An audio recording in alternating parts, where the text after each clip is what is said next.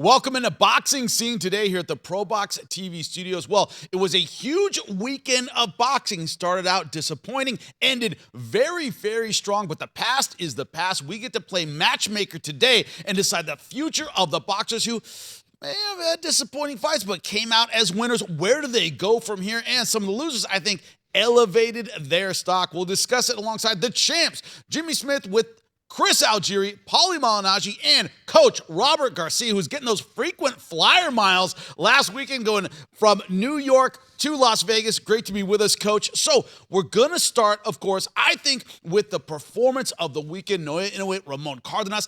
Both guys have options. Robert, I got to ask you as the coach, how soon would you have Cardenas or Inoue back in the ring? You want to strike while they're popular, but that was a brutal fight. Both guys knocked down. Can they fight before the end of the year? Do they have a choice to get in there? People are talking about September. Is that too soon?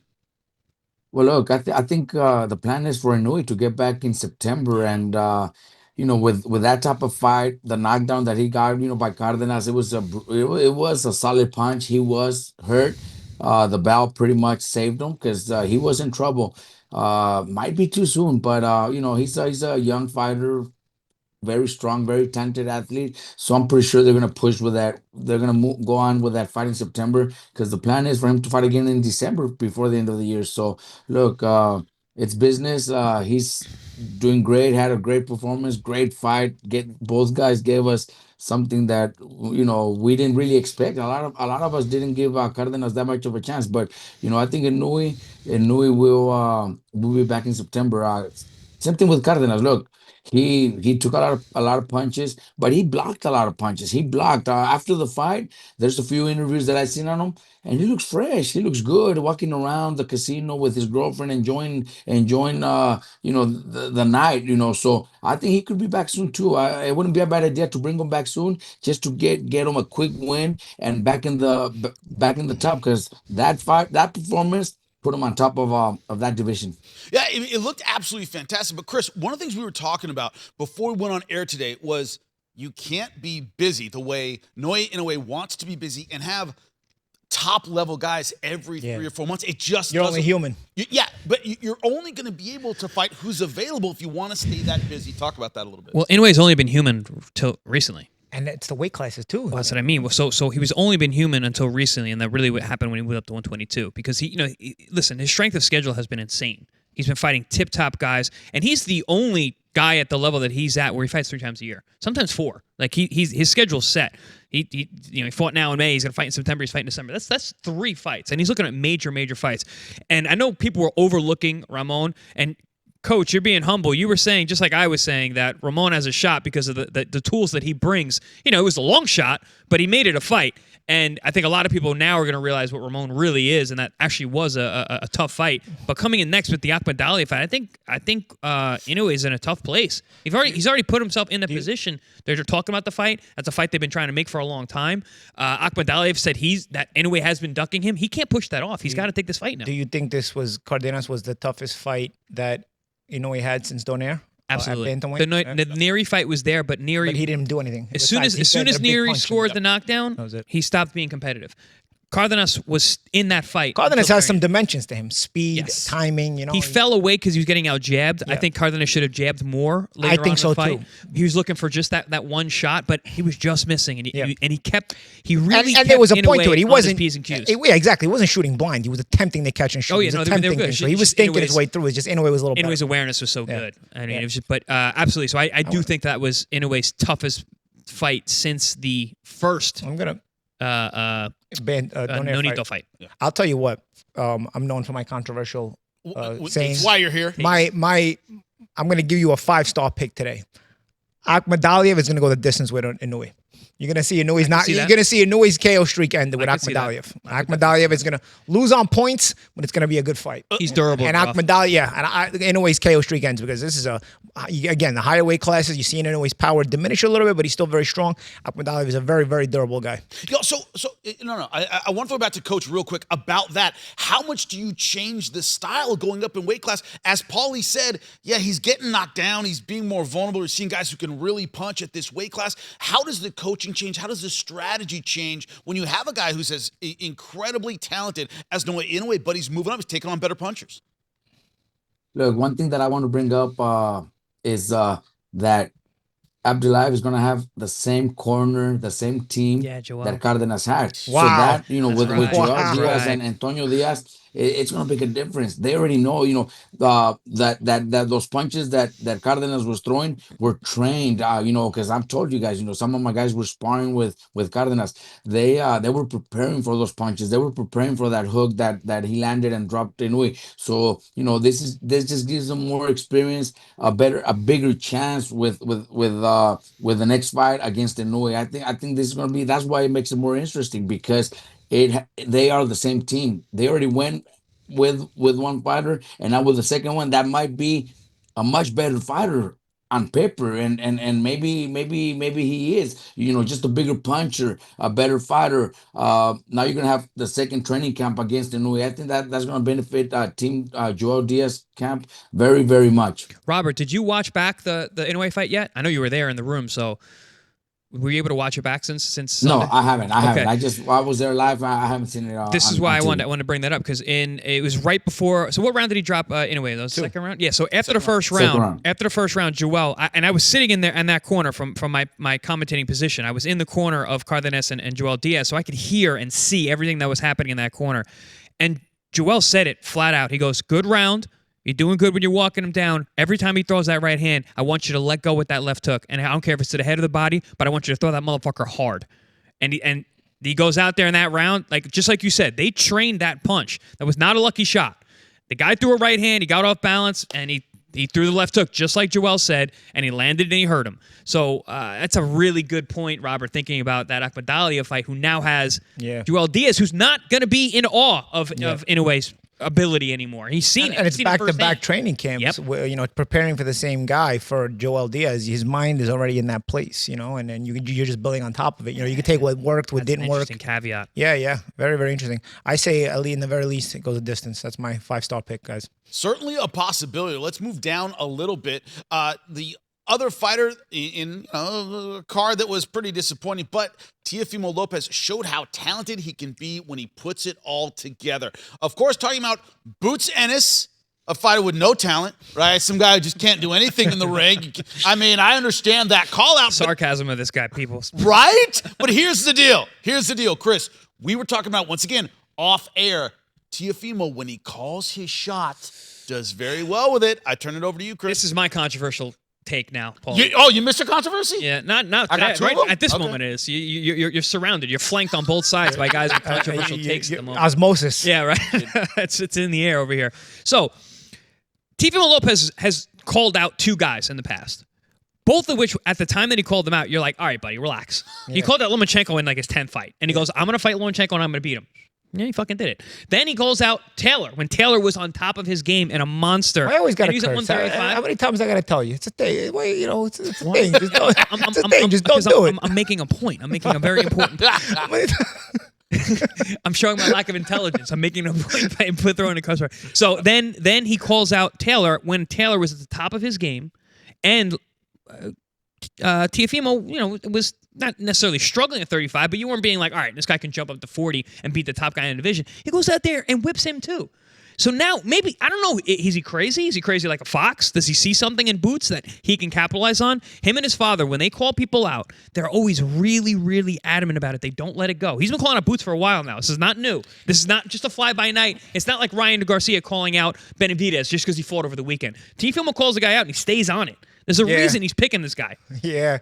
It's weird. It reminds me back in the day when Angel Manfredi was calling out Arturo Gatti. It was a long time ago. But everybody thought he was nuts. I got his number. And Arturo was pissed off too. And then finally Arturo gave him a shot and he ended up beating Arturo Gatti, So I don't know, sometimes you're sly like a fox, man. I don't know. Intuition. You look at it offhand and it's just, it adds up even more because Boots also has the natural size advantage. He's naturally bigger. At least with Lomachenko, that was one advantage Taylor had going in, was he was a naturally bigger guy than Lomachenko, but he kind of moves his way up. With everybody's a hindsight guy. It's always 2020. With Taylor now, Taylor wasn't the same. Well, you weren't saying that before the fight, right? So And Taylor's big. He was a really big 40-pounder, and Teo's not a big 40. And with Ennis, you would, again, pick against Teo likely. You would say, oh, Ennis is too much. But what happens if Teo does beat him? For argument's sake. Or what are you going to say? Oh, Ennis didn't have experience at the top. Or Ennis had been overrated. So he was drained by the weight. Yeah. So it could always be something. But I'll tell you what, Teo starts to make you think because his energy and his talent is so off the wall when he's on. When he's off, it's like, dude, it's you don't even. It's maddening. It's maddening because even the white collar guys from Wall Street box better than him when he's bad. You know what I mean? But then when he's on, it's like, how can somebody have such opposite polar dimensions to him? When he's on, you could see him even pulling this crazy thing off. But you know what? Ennis needs a big name opponent, and Teo is kind of a big name opponent now. You know what I mean? He's always he has been for a while, but his inconsistency kind of lets him fall off. But you start to get curious about it. And for Ennis, it may be worthwhile because he's naturally bigger. He got some advantages. And say, you know what? I could put this scalp on my resume. It would look kind of good. It is something to talk about. That's all I'm going to say. So, Coach, this idea that what did we learn about Teofimo Lopez? In a sense, he looked great, but we know he can look great sometimes. Are you going to have to see back-to-back performances like that to kind of shed that inconsistency label that's been on him, Coach? That's exactly right. We don't know what's going to be next with Dofimo when it comes to his performance. He's calling out boots, and if he does, my hats off to him. For choosing those type of fights. Right. He's a warrior. He loves to fight. He doesn't back out. But yeah, we got to see what kind of performance we'll see. He just looked, good. I think he looked good against Arnold. I think he did what he had to do. Could he pushed a little bit more? I think he could have, but he did enough to look good and win and have fun. Because mostly I think he had fun in the ring. I think against somebody like Boots, it's got to be a different mentality, different training camp, different dedication, discipline in the ring. He can't go out there and do what he did. That could turn into not fun. That could turn into not fun really quick. Real quick. Exactly. And it will. He had fun with Taylor too. When he boxed Taylor, he was like he was having fun. I was Coach Garcia makes a good point too, though. Right now they're hot. They're coming off from nice wins. Yeah, you gotta strike while it's hot. Again, as we're having this conversation, half hour ago before I came into the show, I wouldn't have thought much of this fight. But as we're having this conversation, I'm kind of getting convinced between you and That's myself. why you come here, Paul. That's why I come here to talk about. Convince you. Teo and his father, they're crazy like foxes, man. They're really smart and calculated. I don't know. You gotta again, like you said, their talent. You really gotta look beyond some of the crazy statements and be like, this guy might be onto something. Hate him or love him, underdogs on top, right? Right. So of all the winners that we had this weekend, and we'll talk about Canelo, air quotes, winner, okay, on Saturday. But when you look at Devin Haney, he won. Is he the odd man out here? Is there any chance there's Teofimo Haney? He won, didn't look impressive. I don't know if Haney wants to jump right back into a fight like that quite yet, I like that fight, though. I do like that fight. Yeah, but I don't like it right now. I want to see Haney. I want to see Haney against a guy around his age, but not jump up all the way to the Teo level. I want to see a guy, Haney, with a pretty good fighter around him, maybe a Barboza-esque type of opponent even. I was just going to say, what about Barboza? Because Haney's not a champion right now, so we don't have to push him into, he's got to defend the title. He's got to make it respectable, Not that anybody does anymore, right? Canelo defends titles and, we don't look at the opponent anymore. But I feel like the title still has to mean something. But Haney's not a world champion right now. So, you can put him in with I want to see Haney before I jump him into a Teo fight, who is a young guy who's a phenom. I don't want to see him against a young phenom. I just want to see him against a young, talented guy. And Barboza is a young, talented guy who still can be dangerous. And if Haney can handle that, and we can move it into it. Then it kind of makes you want the Haney and Teo fight. Coach, you're gonna like this one. How about an Oscar Duarte? You know what? Sold. Coach, what's your I'm thought? buying what you're selling. Yeah, I like Oscar. I like the way he's been looking at 40. I think that's a yeah. And stylistically, it kind of helps Haney because Haney's more athletic, so he can use that athleticism to offset the Duarte pressure. Yep. So it's a good clash of styles. Not bad. Coach, what's your thought on that matchup for Haney and where he should go? Haney will never take that fight. That's the problem I got here. But I'm putting it. I'm putting it out. Is everyone becoming Paulie now? No, is everybody becoming Paulie?